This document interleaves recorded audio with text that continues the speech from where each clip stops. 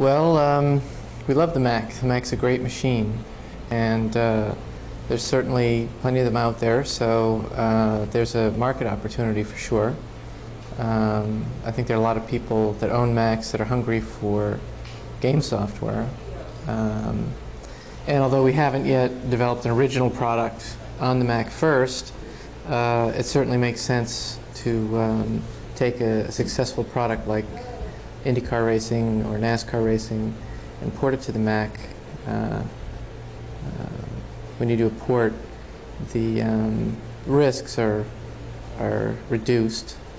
You don't have the factor of wondering whether it's going to have any appeal at all to the market, and it's a matter of economic sense. Well, there's certainly business advantages.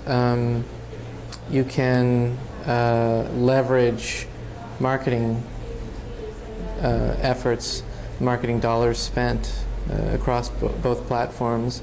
For instance, you can, in a single advertisement, advertise the same game on both platforms, and that makes a lot of sense. And then just the general PR and word of mouth about a game will spread across platforms as well, and that's probably the most important type of marketing that we do, or that we have, is people recommending games to each other. Well, it's really hard to tell. This is our first attempt at a Macintosh product, so it's going to depend a lot on how well the product does. But you can be sure that if the product does well, and I'm expecting that it will, that we'll be back with more. Not likely, like I said, to do an original product on the Mac just yet, but we'll certainly be porting products to the Mac, and whenever possible, releasing simultaneously on the Mac.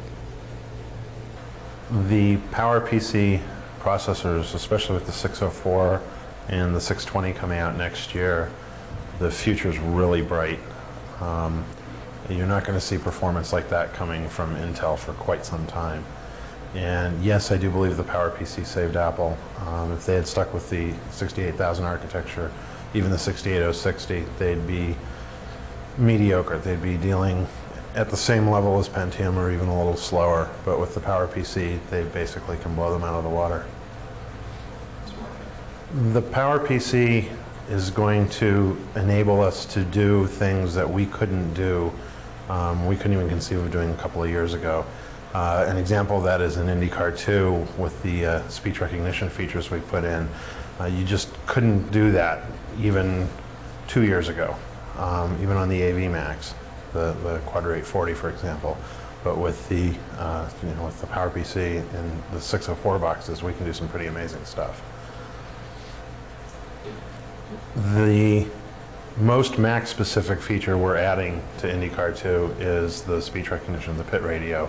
So basically, I can be driving around the track and I can talk to my pit crew, giving them orders for what I need done to the car when I pull into the pits the next time. In the DOS version, you do this through a series of F keys and spaces and tabs, and it's very confusing. And if you're doing 130 miles an hour around a road course, it's really, really hard to do that and drive at the same time. Whereas in the Mac version, I have a press to talk key. I can be driving along, hold the press to talk key down, I can just say things like, don't fix damage, don't change left tires, set wing to 5 degrees. And when I come into the pits, the pit crew will do exactly what I've told them to do. And I haven't had to take my mind off the road to do it. The coherency of the Macintosh toolbox. The toolbox on the Mac, even though it's evolved over a number of years, has maintained a certain consistency. Features that were in the initial version of the toolbox back in even before 1984 still work well today and work well with the newest parts of the toolbox.